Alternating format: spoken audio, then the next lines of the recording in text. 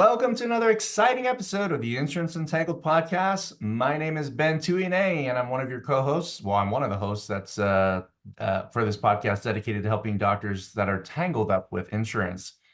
So today we have my dear friend and guest, Naren, with us. Naren, how are you, my friend?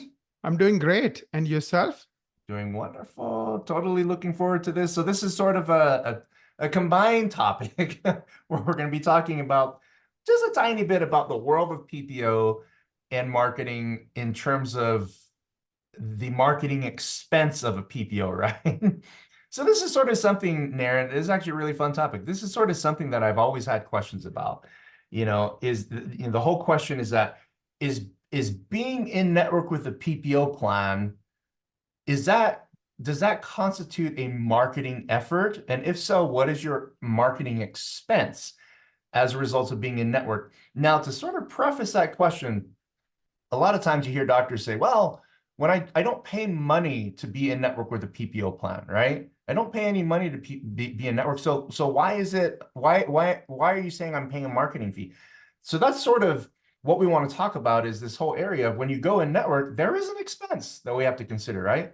So I'll let Naren kind of explain that in terms of PPO in network. How is that marketing, and what is the marketing expense of being in network? Can you address that, Naren? Yeah, 100%. So, let's talk about taxes, right? There are, people who have their own businesses, self-employed, and then they work for others. When you work for others, the government takes your taxes right off your paycheck. You don't do anything. Like, you make $1,000, government gets, let's say, $250, you get $750. Your employer does all that for you and sends the money to the government, right? You don't feel it. So as far as you're concerned, you made $750, but in reality, you made $1,000, right? You worked enough hours to make $1,000, but without you even seeing it, the government took it off, right? PPO is kind of the same thing. You do $1,000 worth of dentistry. Remember, PPO sends you the balance of what's owed to you versus not the amount of dentistry you did. You did $1,000 worth of dentistry, but they control you in two ways. One, they control how much you can charge because of your fee guide, which they have to approve, right? They are the masters. So even though your usual and customary fees might be $1,200, they might only approve $900, for example, right? And they make it so tricky where they reject the whole list, or so you really can't pick and choose and negotiate with them, fee by fee. So anyway, so they control you that way. And as you also know, most people, are still charging fees they charged 7 years ago, 10 years ago, 5 years ago. So the challenge again there is your costs go up. I mean, just in the last 4 years, expenses have gone up 40 to 50%. Like, for example, wages and many things have gone up significantly, right? So they're controlling your fees by fee, by approving what you can and cannot charge your patients. Second, they don't pay you the full fee that they even agreed to. They'll only pay a part of it because, they're like, well, because we are doing this bulk thing for you, you have to give us a discount. If you don't like it, too bad. It is the way it is, right? So when we did the math, we noticed doctors are giving up 40 to 50% of what they produce, meaning the dentistry they do, in the form of these kind of fee controls and fee reductions versus the UCR, usual and customary fees. So let's think about it. What's the only thing the insurance company is doing for you? They're sending you a new patient. That's all it is. But now for the life of that patient, let's say the patient stays with you for 10 years, every single treatment and every single time the patient comes to you, you have to give this insurance company invisible fee, just like that employee who's paying taxes on every hour that he works, but he never sees that tax money because it scores. He thinks it doesn't exist, but it does exist. So I think that's the reason why a lot of people don't think about this as a marketing expense. And the funny story is, a lot of people think their employees cost the most. No, it's the PPO adjustments cost the most. Like $1 million, if you're collecting $1 million and you are a PPO dependent practice, you are giving the insurance companies in these fee adjustments $500,000. I mean, think about it. Your employees don't cost you $500,000. So what is your largest line item expense? It's PPO adjustments.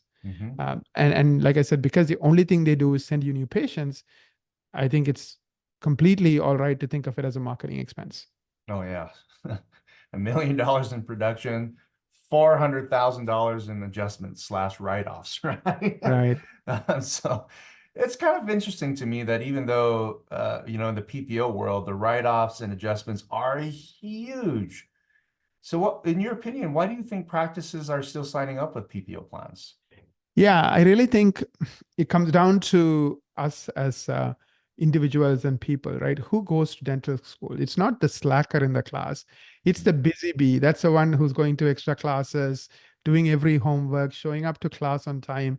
It's the one that works the hardest. So we take that habit we have cultivated, let's say for 20 years from the time we joined kindergarten, working hard, studying hard, being busy, and we want to be busy right after we graduate. And how to get busy? Sign up to a PPO plan.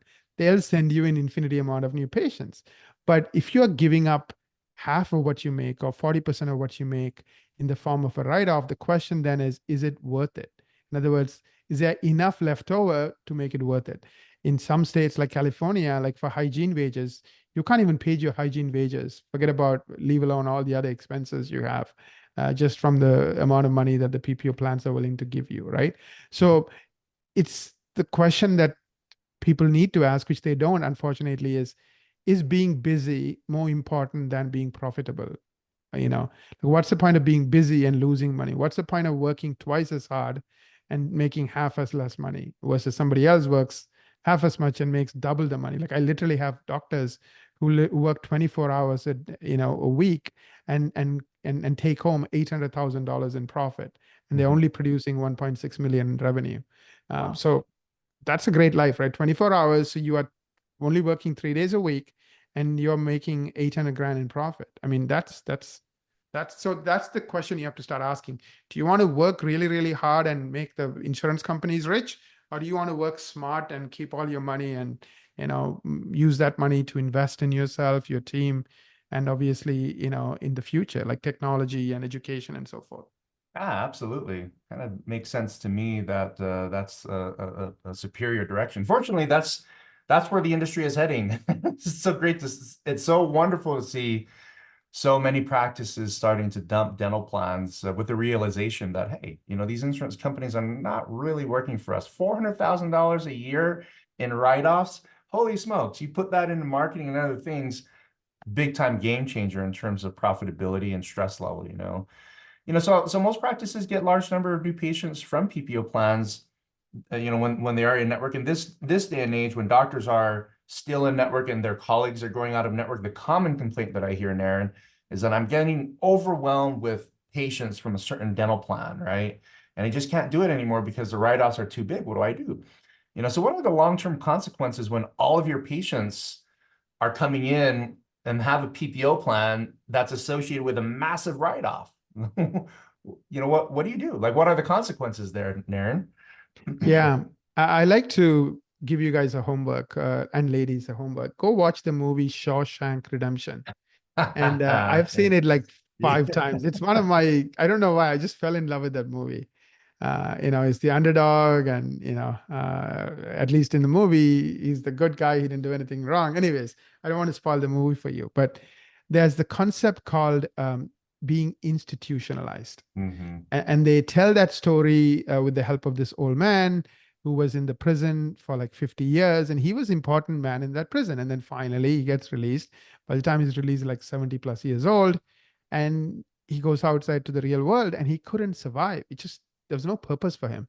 There's no meaning to his life, and he hangs himself in that tiny apartment, that he was renting, working as a, he was the bag man. He was like, putting groceries into a bag, and he just kills himself. And when that news comes to the prison, some of the people talk about this concept of being institutionalized.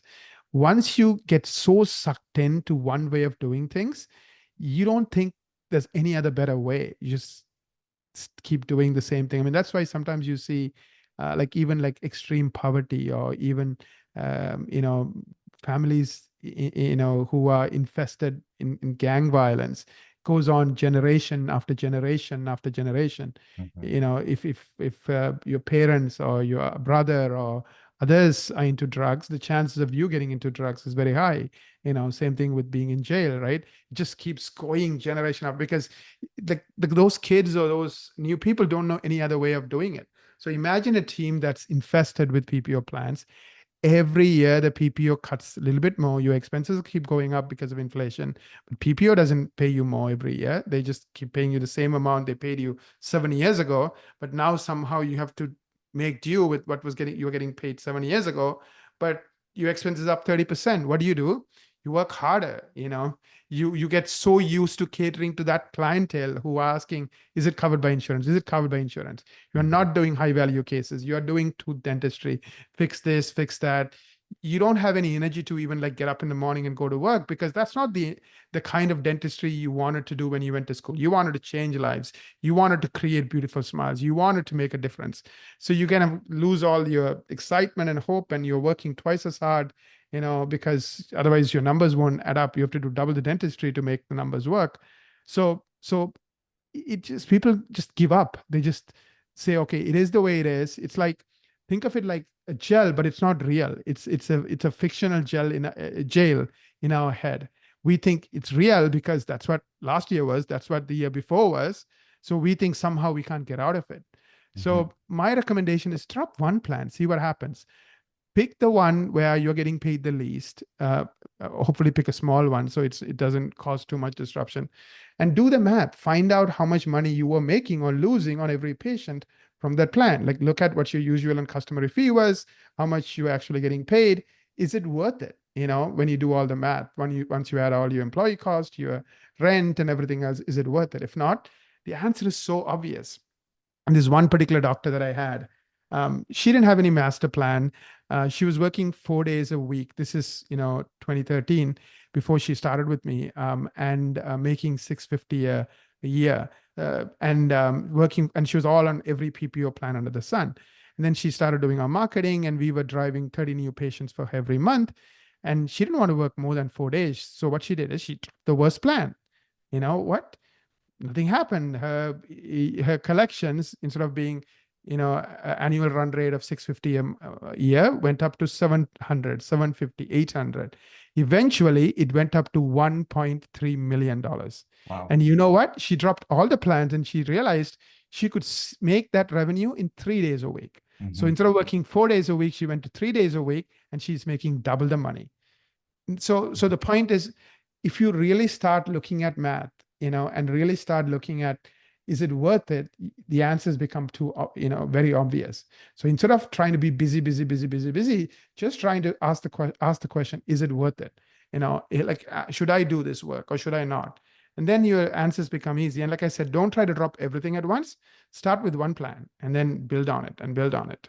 Yeah, no, I agree. You don't want to scare away your team members and your patients by doing too much, right? When Yeah. it comes to going out of network. You gotta do it methodically. So we'll just quickly go over this next question here, Naren, in terms of the consequences. What are some of the consequences and challenges that heavy PPO dependent practices face? And you mentioned one thing, which is that kind of stood out to me, is the lack of the ability to reinvest into the practice, right? To grow it in a way like that doctor example that you mentioned, going from 4 days to 3 days a week. I imagine that probably changed the lifestyle of that doctor, right?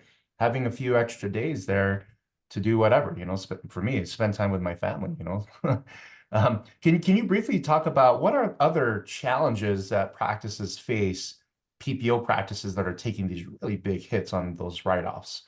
Yeah, so I'll take that as an example as a starting point. You're absolutely right. She was making 1.3 now instead of 650. And she could easily do 3 days worth of dentistry with the team she already had, because she's doing less work now, right? So what does it mean? So the extra money, the extra 650, at least 70% of it was pure profit, right? Wow. So what are the consequences? One, you are making far less than you need to make as a PPO practice, you meaning the doctor owner.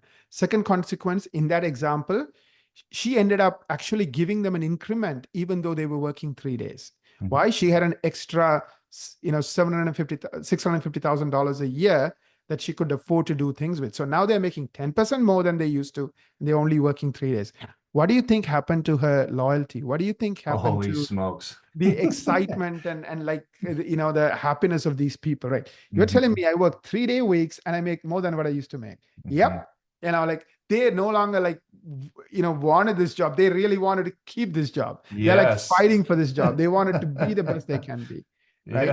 Yeah. So and it's the other thing that the consequences, a practice that is running on very thin margins doesn't have money to invest in the future. They don't have money to invest in technology.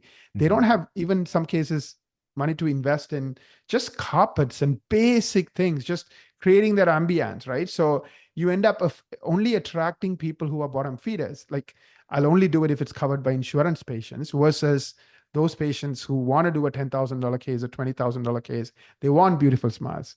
And mhm. the consequences, because you're so busy just pedaling fast and fast and doing double the work, you don't have time to take CE. You don't have time to learn.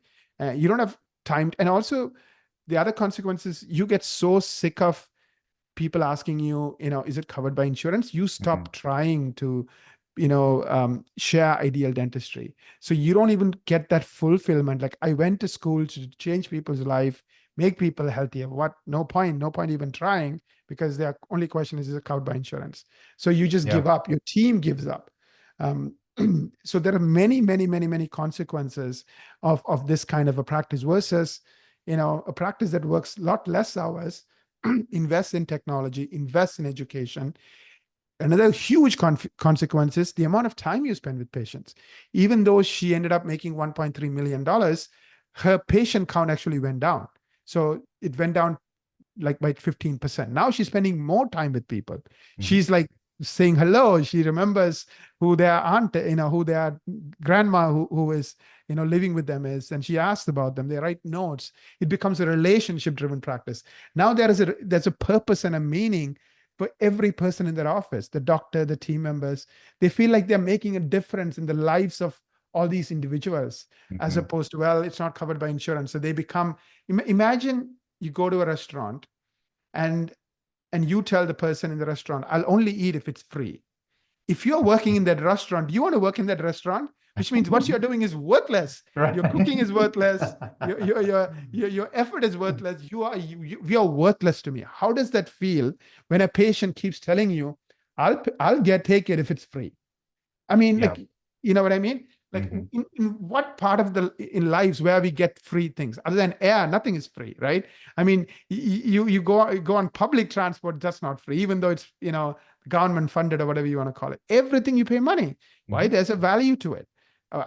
As opposed to PPO dentistry, it's free. So, like, I mean, it changes everything. I think the consequences are immense, and I only see it when people start dropping these plans and their behavior changes. They start investing in technology. They start investing in their office. They start paying their people better.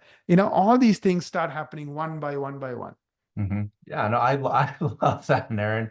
I had a call on Friday with a client, and he's in the process of going out of network with just about every dental plan, and Delta's next on the list. And he called and was like, "Oh, I'm just freaking out about going out of network with Delta. Things are slow." But interestingly, when you look at historical numbers, practices that go out of network, even doing slow seasons, they do just fine. In fact, they do so much better financially compared to being in network. It's just that extra level of commitment to get there, right? To just be brave and be bold, talk to other colleagues that have been through it, and almost every situation is positive, right? So last question, Aaron, is One oh comment yeah, yeah, to go what you ahead, go said, ahead. right? And there's no rules here, right? You could keep one plan if you want to Yeah, keep one plan. You for could keep two sure. plans. But the Mhm, point is, get rid of your worst, right? It's about the 80-20 rule. Doesn't mean you have to go all the way in. Even if you go 90% of the way in, you're still so much better off than you would be mm, otherwise. So so I guess what I'm trying to say is, um, there's no one solution for everyone. You have to come up with your own solution, like how far you take it. But definitely, like, dropping the worst ones as a starting point, I would argue every single one of you should do it. yeah, I 100% agree and support that. In looking at the cost of being in network, and in my mind, when I think about some of the more effective, cost-effective ways to do marketing, right? Replacing being in network with a different marketing strategy, right? And SEO just pops out in my mind. It's the lowest cost way to get new patients. The cost, the cents on the dollar with SEO compared to PPO, night and day difference in terms of savings, right? Or earnings for the practice. Naren, I consider you the foremost expert when it comes to SEO, especially in the world of dentistry. Can you speak a little bit more about how that is, like why that is? Why is SEO so much more effective than being in network from a cost perspective? Absolutely. So when we look at a cost of a new patient from SEO, you're looking at, let's say, $50, $60 a patient. Over time, that number will drop even further, right? Because SEO gets better year after year. So, maybe it'll go down to, $10 less and so forth. So imagine, a patient is costing you $50, right?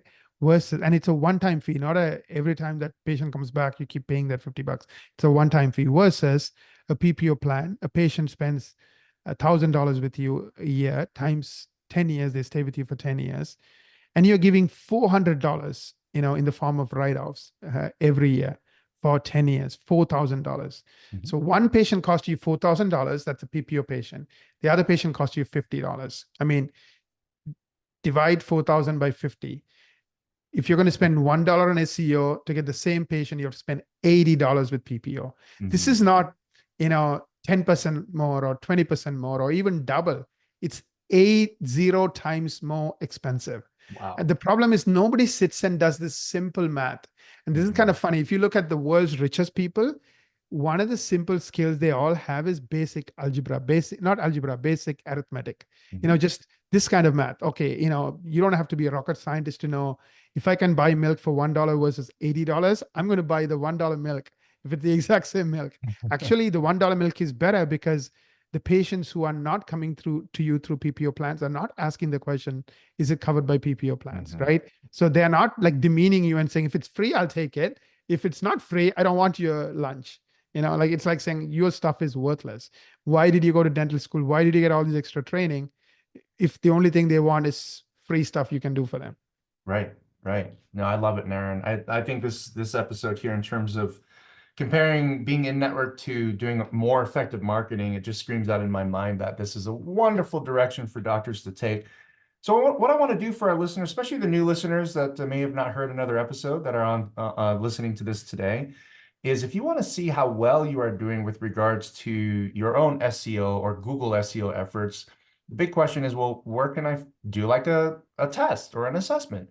Well, we have a solution. If you check out insuranceuntangled.com/MSM, that stands for Marketing Strategy Meeting. Naren's team can most certainly offer you a complimentary assessment there, just to do like a health check on your marketing plan strategy, especially with your SEO. Naren, for our new listeners, can you briefly explain what that marketing strategy meeting is designed to achieve? Absolutely. So marketing strategy meeting is all about finding out how well you're doing with marketing, right? You are already doing PPO and it costs, 80 times more than SEO, right? Because you're paying a fee every time that patient comes in.